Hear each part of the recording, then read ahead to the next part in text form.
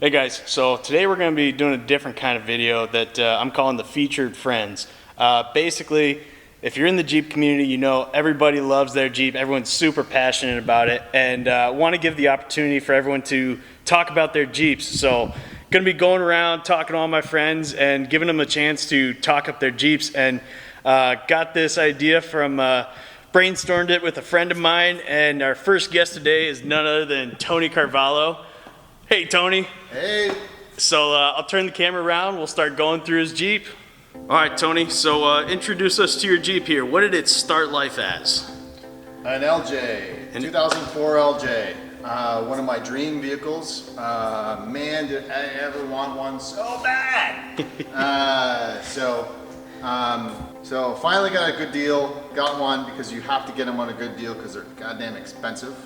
So got one on a good deal, jumped on it, started tearing right into it, and wanted to kind of create the ultimate vision of what I wanted the LJ to be. And that is to be an adventure vehicle, right? So I wanted it to be fun, drivable, I could drive across the country, I can go on the mountains, I can go in the desert and have some fun with it. It doesn't necessarily have to be the most badass rock crawler or the most badass Baja machine, but just a good Swiss Army knife of all those things. And also, again, you know, the wonderful open air concept, and I wanted to continue that kind of theme of open air but fun. So that's Project Chili. So I called it Project Chili because when I was a kid that was my nickname, and I figured what the heck, thought it'd be funny, and so added that to the list of Project Chili. Here we are, 2004 LJ. Very nice. So Yes. walk us around. What are we working with? Okay. Suspension. All right. Okay. Starting off with suspension, we got so we've got rock crawler arms with Artec brackets. So 3-link, 4-link rear, right? With some fancy Fox shocks that I'm very happy with. Coilovers with ABEX springs. And that's the suspension. Works amazing. Love every minute of it. It's fantastic. So then we got the anti-rocks for stability, right? And we got the Steer Smarts, of course. Steer Smarts linkages. On an LJ. Yeah. Bit of customization there. Very it's nice. a little bit custom, yeah. So made that all work. It definitely stiffened everything up. Like, oh man, it's amazing. So, you know, these old Jeeps, they kind of have a little bit of play. So here we are. The axle is a hybrid 44, based out of a JK. So some things were modified and changed, beefed up to accommodate that with a lot of Dynatrac components. So I would say it's kind of like a Dynatrac 44 hybrid thingamajigger. And, okay. And at the end of that is 38 Milestars, the XTs. Love this tire for the fact that it's a great adventure tire, great road tire. You don't hear the woofing sound or the helicopter noise going down the highway for, you know, if you're driving across the country. The Method wheels, and boy do I ever love my Method wheels. I love their style, I love their design. And I probably should clean it a little bit here and there, but didn't get a chance to clean it. So Yeah, it looks authentic. right? Hell yeah. So we got that, and then we got the paint. Seems to be a very high topic with people when they see my Jeep. They're like, wait, what is that? And they have to touch it, which is cool. It's okay, you can touch. This is a Line-X material called Ultra Smooth. So basically, it's not all bumpy like you know from the pickup box, right? It's really smooth actually, and easy to clean. Very durable, very tough, and honestly, it's been here now. It's been on this vehicle for 2.5 years, almost 3 years now, and I have not seen one problem with it so far. It's been amazing. So yeah, so it is painted by Line-X. This is. You can pick any color you want, and I picked matte anvil. So I took anvil and then I made it matte, and then that's the color that you see here. Sweet. I thought that kind of would be neat because I wanted that matte gray kind of military-esque look, but then I also wanted I wanted accents from the orange popping and the amber popping from the gray, because I think orange and gray like really complement each other. Yeah, right? for sure. So, so that was the theme: gray with orange pops, right? Of accents, and then also the theme also continuing with the Fox shocks and the logo. So if you could see, there's gray, and then there's the amber or the orange, right? So those two combinations is really where I kind of just drove the whole rest of the color combination on this vehicle. So that's kind of where it started. Right. So yeah, so then going that, we got fenders. These are Genrites. I'm very happy with Genrite. I think Genrite does an amazing job. They're kick-ass. So Genrite front fender. I didn't go with the high. I went with the low, normal, but I went the narrows. I know a lot of people ask why did you do that, because to be honest with you, I can't help it. I do have like an OCD kind of mindset where I need to have this like match. I don't like when they're not matching, and it made it more difficult to make the articulation work, but I'm stubborn and I wanted it to be matching and I want it to be level. So that's why I chose that. And then going from there, rear, right? Same thing. So we got a 44 hybrid out of a JK, kind of re-customized and redone with some Dynatrac flavors, and then installed with R-Tech brackets combined with some rock crawler brackets with a 4-link suspension. Yes, and probably one of the questions I also get is, why did you go 44s and you didn't go 1 tons? And the truth of the matter is, like, I thought this vehicle is light already, and I wanted it to be really light, and I wanted the shocks to really perform at ultimate level, right? So the best possible level that I can to make this thing ride really smooth, but also go in the desert whoops and really kick some butt there too. So I just felt like the numbers made sense to me that a 44 could work. And if I bend some shafts, oh well, I'll have extras in the back, no big deal. And then run it that way. The 1 tons I'll save for another crazy build for rock crawling and another venture, which is coming soon. And and then coming up on the front again, I got Baja Designs. These are the 6-inch LP6, right? With amber. These are amazing. Love them. Pretty much bring the sun closer to the earth when I hit the button.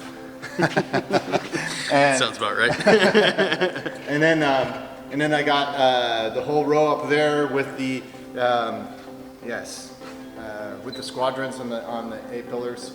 Again, the whole combination amazing, fantastic. Then I got the Warren winch. This is actually my Warren winch that I've had for goddamn almost 20 years now. Wow. I didn't feel the need to buy another one. So go. all I did was just sand it down and paint it black, so then it kind of blends into the bumper. I thought it looked cleaner this way, right? I didn't want different colors popping out of the gray. I just wanted gray and amber. So that was the focus.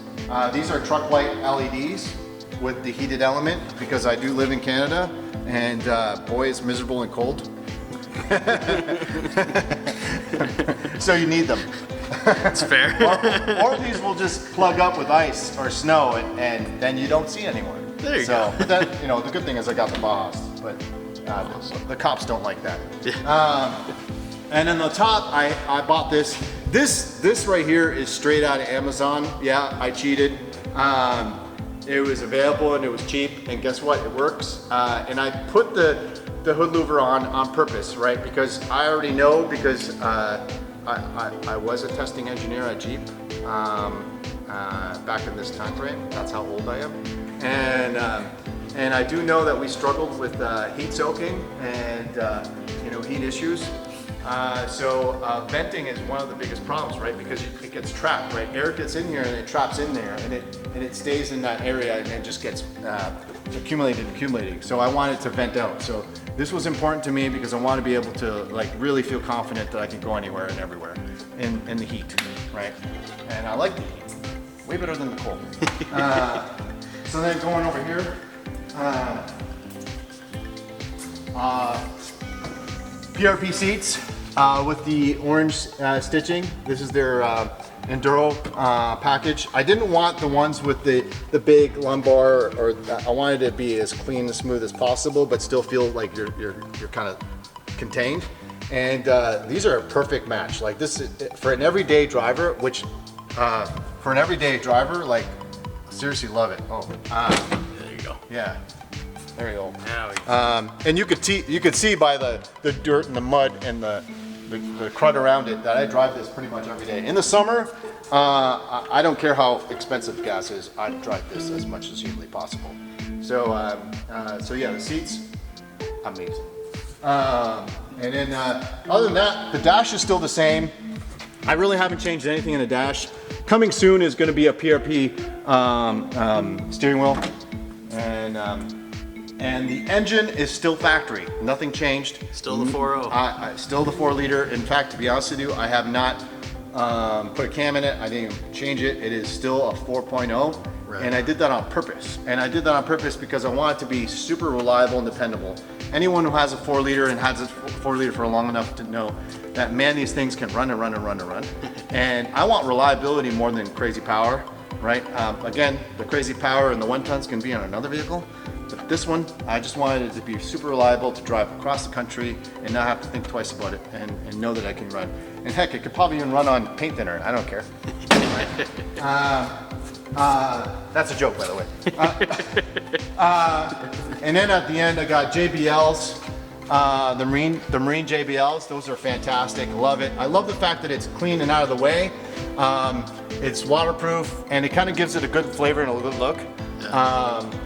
So I'm happy with that. So it's the whole JBL system, complete with the whole amp and everything. It's awesome. I love it. And then I got the cage brace system. Hard Rock is the name of the company, and it's a good kit.